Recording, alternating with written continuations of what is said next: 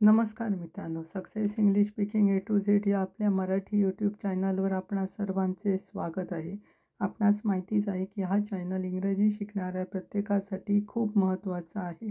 त्याप्रमाणे आम्ही प्रयत्न करत आहोत आणि पुढेही आम्ही आमचे प्रयत्न असेच चालू ठेवणार आहोत. तुम्ही जर आजच आमच्या चॅनलला भेट देत असाल तर कृपया तुम्ही आमच्या पूर्वीचे व्हिडिओ बघा आणि स्टेप बाय स्टेप करत करत इथपर्यंत या. म्हणजे तुम्हाला सगळं व्यवस्थित लक्षात येईल. आमचा चॅनल फक्त छोट्यांसाठीच आहे असं समजू नका. छोट्यांपासून मोठ्यांपर्यंत सर्वजण आमच्या चॅनलचा वापर करून इंग्रजी व्यवस्थित शिकू शकतात. त्यामुळे तुम्ही अजूनपर्यंत जर आमच्या चॅनलला सबस्क्राईब केलं नसेल तर प्लीज आमच्या चॅनलला सबस्क्राईब करा, लाईक करा आणि जास्तीत जास्त शेअर करा. जेणेकरून तुमचे मित्रमैत्रीण असतील, प्रियजन असतील त्यांनाही या चॅनलचा लाभ घेता येईल. चला तर मग आता आपण व्हिडिओला सुरुवात करू. आज आपण बघणार आहोत संपूर्ण काळाची विस्तृत माहिती म्हणजे विधानार्थी नकारार्थी वाक्य. त्याच्यात साध्या काळामध्ये विधानार्थी नकारार्थी वाक्य कशी असतात ती बघूयात आता. पहिला आहे साधा वर्तमान काळ. साध्या वर्तमान काळाला काय म्हटलं जातं? Simple present tense. याची आता रचना कशी असते विधानार्थी नकारार्थी वाक्याची? तर पहिला येतो कर्ता, त्याच्यानंतर डू डज येतं आणि निगेटिव्ह असल्यामुळे नॉट वापरलं जातं. क्रियापदाचं पहिलं रूप येतं आणि त्याच्यानंतर कर्म येतो आणि शेवटी त्याच्यानंतर जो काही राहिलेला भाग असेल तो ॲट द लास्टला येतो. जे रचना होते कर्ता plus do does not plus क्रियापदाचं पहिलं रूप प्लस कर्म राहिलेला भाग. स्ट्रक्चर इंग्रजीमध्ये कसं? Subject plus do does plus V1 plus object and remaining part म्हणजे जो असेल तो.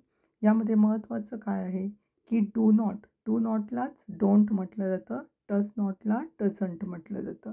तुम्ही डू नॉट पण म्हणू शकता किंवा शॉर्टमध्ये तुम्ही कॉन्ट्रॅक्टेड फॉर्ममध्ये डोंट पण म्हणू शकता, डज नॉट पण म्हणू शकता किंवा डझंट पण म्हणू शकता. काहीही म्हटलं तरी तुम्हाला जे प्रिपेअर वाटतं, चांगलं वाटतं, इझी वाटतं ते तुम्ही म्हणू शकता.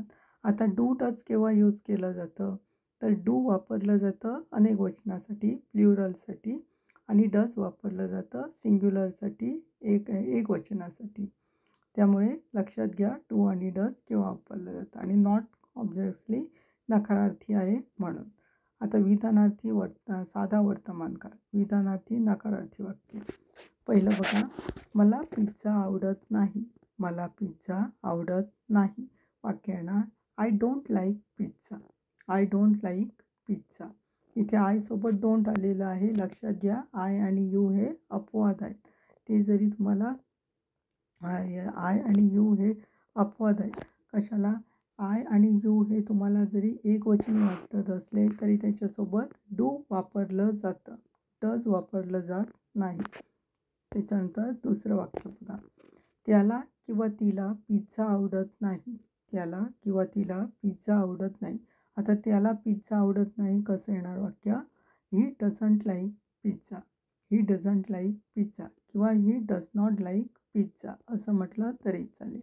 त्याला पिझ्झा आवडत नाही. आता तिला पिझ्झा आवडत नाही म्हणजे काय ना? She doesn't like pizza. She doesn't like pizza म्हणजे तिला पिझ्झा आवडत नाही, म्हणजे she does not like pizza असं. आणि त्याला पिझ्झा आवडत नाही म्हणून ही डझंट लाईक पिझ्झा. त्याच्यानंतर तिसरं वाक्य, रिचा पार्कमध्ये फिरत नाही. रिचा पार्कमध्ये फिरत नाही. आता रिचा सिंग्युलर आहे म्हणून डज वापरलेला आहे आणि नाही नॉट आहे म्हणून नॉट. वाक्य बघा, Richa doesn't walk in the park. Richa doesn't walk in the park. इथे रिचा झालेला आहे सब्जेक्ट, त्याच्यानंतर डझंट झालेला आहे, यूज केलं जातं कारण साध्या वर्तमान काळाचं आहे म्हणून. त्याच्यानंतर वॉक आहे V1 म्हणजे क्रियापदाचं पहिलं रूप आणि in the park object remaining parts येतं आणि फुल स्टॉप लास्टला. त्याच्यानंतर चौथं वाक्य बघूया, अजय आणि विजयला फ्लॅटची गरज नाही. अजय आणि विजयला फ्लॅटची गरज नाही. वाक्य बघा, Ajay and Vijay don't need a flat. Ajay and Vijay don't need a flat. आता अजय आणि विजय दोघे जण आहे म्हणून इथे डोंट आलेलं आहे. लक्षात घ्या अनेक वचन प्लुरल असेल त्यावेळी डोंट वापरलं जातं म्हणजे डू वापरलं जातं आणि निगेटिव्ह आहे म्हणून अँड निगेटिव्ह आहे म्हणून नॉट वापरलेलं आहे, म्हणून ते डोंट झालेलं आहे. त्याच्यानंतर नेक्स्ट 5वं वाक्य. कर्मचारी ईमेलला प्रतिसाद देत नाही. कर्मचारी ईमेलला प्रतिसाद देत नाहीत. वाक्य येणार employee doesn't respond to emails. Employee doesn't respond to emails म्हणजे ईमेल्स पाठवलेले आहेत त्यांना रिप्लाय देत नाही. इथे एम्प्लॉई एक एम्प्लॉई आहे. कर्मचारी म्हणजे खूप कर्मचारी आहे असं नाही, एक एम्प्लॉई आहे म्हणून इथे डझंट आलेलं आहे. कारण एम्प्लॉई एक असल्यामुळे एक वचन होतं म्हणून डझंट वापरलेलं आहे. रिस्पॉन्ड म्हणजे प्रतिसाद. त्याच्या अशा प्रकारे ही साध्या वर्तमान काळाची म्हणजे सिम्पल प्रेझेंट टेन्सची वाक्ये आहेत निगेटिव्हमध्ये, म्हणजे विधानार्थी नकारार्थी वाक्य. त्याच्यानंतर साधा भूतकाळ. साधा भूतकाळ म्हणजे simple past tense. Simple past tense याची रचना कशी असते तर कर्ता प्लस डिड नॉट प्लस क्रियापदाचं पहिलं रूप प्लस कर्म राहिलेला भाग. Structure subject plus did not plus V1 plus object remaining part. महत्त्वाचे इथे पण काय डिड नॉटच्या वेळी डिड नॉट तुम्ही म्हणू शकतात किंवा तुम्ही डिडंट पण म्हणू शकतात. काही पण तुम्हाला जे योग्य वाटेल, तुम्हाला जे सोपं होईल ते तुम्ही म्हणू शकता, डिड नॉट किंवा डिडंट. आता वाक्य बघूया म्हणजे लक्षात येईल. साधा भूतकाळ विधानार्थी नकारार्थी वाक्य. पहिलं, मला काल रात्री नीट झोप लागली नाही. मला काल रात्री नीट झोप लागली नाही. वाक्य येणार I didn't sleep well last night. I didn't sleep well last night. इथे आय झालेला आहे सब्जेक्ट, डिड नॉट वापरलेला आहे कारण सिम्पल पास्ट टेन्स आहे म्हणून. त्याच्यानंतर स्लीप आलेलं आहे क्रियापदाचं पहिलं रूप म्हणजे V1 प्लस लास्टचा जो काय ऑब्जेक्ट असेल किंवा रिमेनिंग पार्ट्स आहे तो त्याच्या पुढे आलेला आहे वेल लास्ट नाईट म्हणून. अशा प्रकारे हे वाक्य आहे. त्याच्यानंतर दुसरं वाक्य, हे मशीन नीट काम करत नव्हते. हे मशीन नीट काम करत नव्हते. वाक्य येणार this machine didn't work properly. This machine didn't work properly म्हणजे काम करत नव्हते. भूतकाळ साधा भूतकाळाचं वाक्य आहे आणि साधं वाक्य आहे म्हणून इथे डिडंट यूज केलेलं आहे. आता दिस मशीन एक मशीन म्हणून इथे लक्षात घ्या, इथे एक असू दे किंवा अजून असू दे, एकवचनी असू दे किंवा अनेकवचनी, डिडंटच यूज केला जातो साध्या भूतकाळामध्ये. इथे सिंग्युलरसाठी वेगळं प्ल्युरलसाठी वेगळं असं नाही आहे, डिडंटच यूज केलं जातं. त्याच्यानंतर नेक्स्ट तिसरं वाक्य, रियाने कागदपत्रावर सही केली नाही. रियाने कागदपत्रावर सही केली नाही. वाक्य येणार Riya didn't sign the document. Riya didn't sign the document. Riya झालं सब्जेक्ट, डिडंट यूज झालेला आहे, सिम्पल पास्ट टेन्स आहे म्हणून. त्याच्यानंतर साइन करणे म्हणजे सही करणे, हे V1 आलेलं आहे आणि द डॉक्युमेंट्स राहिलेला भाग ऑब्जेक्टमध्ये कर्ममध्ये आलेला आहे. इथे कागदपत्रावर म्हणजे एक कागदपत्र आहे म्हणून इथे डॉक्युमेंट आलेलं आहे. रियाने कागदपत्रांवर सही केली नाही असं असतं तर डॉक्युमेंट्स आलं असतं, डॉक्युमेंटला S लागलं असतं, हे लक्षात घ्या. त्याच्यानंतर चौथं वाक्य, त्यांच्याकडे पैसे नव्हते. त्यांच्याकडे पैसे नव्हते. आता त्यांच्याकडे म्हणजे एक तर असू शकत नाही, अनेक आहेत, प्ल्युरल्स आहेत म्हणून इथे वापरलेलं आहे बघा, they didn't have any money. They didn't have any money. Didn't have म्हणजे त्यांच्याजवळ नाही आहेत, त्यांच्याजवळ पैसे नाही आहेत, कुठलेही पैसे, म्हणून हॅव एनी मनी असं आलेलं आहे. त्याच्यानंतर नेक्स्ट 5वं बघूया, मी यापूर्वी इतक्या लहान माश्या कधीच पाहिल्या नाही. मी यापूर्वी इतक्या लहान माश्या कधीच पाहिल्या नाहीत. वाक्य येणार आय नेव्हर सॉ such small files below. Sorry, files नाही, फ्लाईज आहे ते, फ्लाईज म्हणजे माश्या. आय नेव्हर सॉ सच स्मॉल फ्लाईज बिफोर म्हणजे अगोदर, यापूर्वी.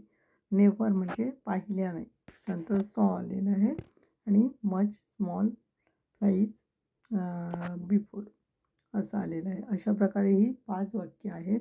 इथे आता तुम्ही म्हणत असाल की डिडंट यूज केलं नाही आहे, पण डिडंट नाही यूज केलं तरी नेव्हर इथे आलेलं आहे. नेव्हर वर आलेलं आहे म्हणजे ते निगेटिव्हच सेंटेन्स झालेलं आहे. तुम्हाला माहिती असेलच की ह्याच्यामध्ये फक्त डीड म्हणजे नॉटच येतं असं नाही. निगेटिव्हमध्ये नेवर येतं, यूज केलं जातं, नो यूज केलं जातं. हे अशा प्रकारचे वर्ड्स पण यूज केले जातात, हे लक्षात घ्या. त्याच्यानंतर तिसरा साधा भविष्यकाळ. साधा भविष्यकाळ म्हणजे सिम्पल फ्युचर टेन्स. यामध्ये कशी रचना असते तर कर्ता प्लस शाल विल नॉट किंवा विल नॉट प्लस क्रियापदाचं पहिलं रूप प्लस कर्म राहिलेला भाग. Structure subject plus shall will not plus V1 plus object remaining part असं आहे. याच्यामध्ये पण काय महत्त्वाचे आहे, शाल नॉटला शांट म्हटलं जातं आणि विल नॉटला ओंट म्हटलं जातं. विल नॉट ओंट किंवा शाल नॉट शांट. इथे शाल नॉट पण म्हणू शकता तुम्ही किंवा शांट पण म्हटलं तरी चालेल, पण शांट जरा बोलायला आणि हे करताना एक्सप्रेस करताना जरा कठीण होतं म्हणून शाल नॉट यूज केलं जातं. विल नॉट च्या वेळी मात्र ओंट यूज केलं जातं. आता वाक्य पाहूया म्हणजे लक्षात येईल. साधा भविष्यकाळ, विधानार्थी, नकारार्थी वाक्य. पहिलं वाक्य बघूया. रघु त्याची नोकरी सोडणार नाही. रघु त्याची नोकरी सोडणार नाही. वाक्य येणार Raghu won't quit his job. Raghu won't quit his job म्हणजे क्विट म्हणजे सोडणे, हिज जॉब म्हणजे त्याची नोकरी आणि रघु आलेला आहे सब्जेक्टमध्ये. त्याच्यानंतर वोंट म्हणजे विल नॉट आहे ते. त्याच्यानंतर प्लस क्विट म्हणजे क्रियापदाचं पहिलं रूप आलेलं आहे आणि हिज जॉब कर्म राहिलेला भाग आलेला आहे. अशा प्रकारे त्याची रचना आहे. त्याच्यानंतर दुसरं नेक्स्ट. जोपर्यंत मी ते पाहत नाही तोपर्यंत मी त्यावर विश्वास ठेवणार नाही. जोपर्यंत मी ते पाहत नाही तोपर्यंत मी त्यावर विश्वास ठेवणार नाही. वाक्य येणार आय शाल not believe it until I see it. असं पण तुम्ही म्हणू शकता किंवा I will not believe it until I see it. I want believe म्हणू पण शकतात किंवा आय विल नॉट बिलीव्ह. आता तुम्ही म्हणत असाल की शाल आणि विल दोन्ही पण काय येऊ शकतं, तर आय आणि वहीसोबत शाल वापरलं जातं, बाकीचे जे राहिलेले आहेत त्यांच्यासोबत विल वापरलं जातं. पण आता मॉडर्नमध्ये काय आलेलं आहे तर आय आणि वहीसोबत पण विल वापरलं जातं, पण शाल वापरलं तरी पण चुकीचं नाही आहे. लक्षात घ्या, शाल पण तुम्ही वापरू शकता आणि विल पण तुम्हाला हवे असेल तर तुम्ही वापरू शकता. त्याच्यामुळे दोन्ही पण दिलेलं आहे, चॉईस असेल ती तुमची असेल. त्याच्यानंतर तिसरं वाक्य बघू. उद्या पाऊस पडला तर आम्ही बाहेर जाणार नाही. उद्या पाऊस पडला तर आम्ही बाहेर जाणार नाही. वाक्य ना इफ इट रेन्स टुमारो म्हणजे उद्या पाऊस पडला तर आता आम्ही बाहेर जाणार नाहीत. आम्ही बाहेर जाणार नाही म्हणजे जाणार नाहीत हे भविष्यकाळाचं वाक्य आहे आणि नाही आलेलं आहे. नाही म्हणजे निगेटिव्ह. वाक्य येणार we won't go outside. We won't go outside म्हणजे we will not go outside म्हणजे बाहेर जाणार नाहीत असं आहे ते. If it rain tomorrow we won't go outside. त्याच्यानंतर नेक्स्ट चौथं वाक्य. ती तिचे काम लवकर पूर्ण करणार नाही. ती तिचे काम लवकर पूर्ण करणार नाही. वाक्य येणार she won't finish her work soon. She won't finish her work soon किंवा तुम्ही म्हणू शकता she will not finish her work soon असं पण म्हणू शकतात. शी आलेला आहे सब्जेक्ट, वोंट यूज झालेला आहे साधा भविष्यकाळ असल्यामुळे. फिनिश V1 आलेला आहे. हर वर्क सून हे तुम्हाला कर्म ऑब्जेक्टमध्ये आलेलं आहे किंवा जो रिमेनिंग पार्ट्स आहे त्यामध्ये आलेला आहे आणि ॲट लास्टला फुल स्टॉप आहे, कारण विधानार्थी नकारार्थी वाक्य आहे. विधानार्थी नकारार्थी वाक्यामध्ये काय, विधानार्थी नकारार्थीचा अर्थ काय होतो, वाक्य विधानार्थी असतं, विधानार्थीसारखं असतं म्हणजे फुल स्टॉप येतो आणि नकारार्थी म्हणून नॉट येतं किंवा अजून निगेटिव्ह रिलेटेड जो शब्द असतो तो येऊ शकतो. त्याच्यानंतर पाचवं वाक्य. प्रकल्प पूर्ण होणार नाही. प्रकल्प पूर्ण होणार नाही. वाक्य येणार the project will not be completed. The project will not be completed किंवा the project won't be completed असं येणार. म्हणजे प्रकल्प पूर्ण होणार नाही असं वाक्य आहे. अशा प्रकारे ही 5 वाक्य आहेत.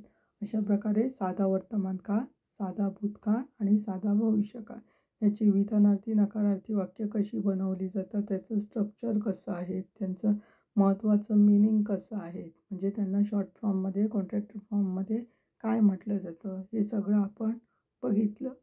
आणि याच्यासाठी म्हणजे सरावासाठी आपण काय बघितलेली आहे, त्याची वाक्य पण बघितलेली आहे. यावरून तुमच्या लक्षात येईल की कशी बनवली जातात, काय ते.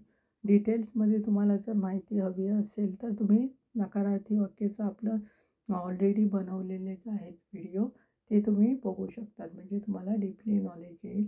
इथे पण तुमच्या लक्षात आलं असेल कसं वापरलं जातं, काय वापरलं जातं. असेच त्यामुळे व्यवस्थित करा. लक्षात आलं नसेल तर बघा आणि त्याप्रमाणे तुम्हाला येत नसेल तर पुन्हा एकदा ट्राय करा. म्हणजे प्रयत्न करत राहा, येईल.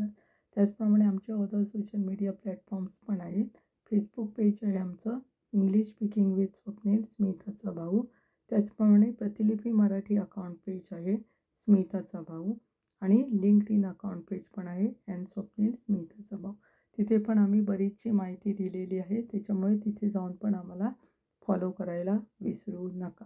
चला तर मग आता आपण भेटणार आहोत नेक्स्ट व्हिडिओजमध्ये एक नवीन वाक्य घेऊन, नवीन टॉपिक घेऊन. तोपर्यंत धन्यवाद.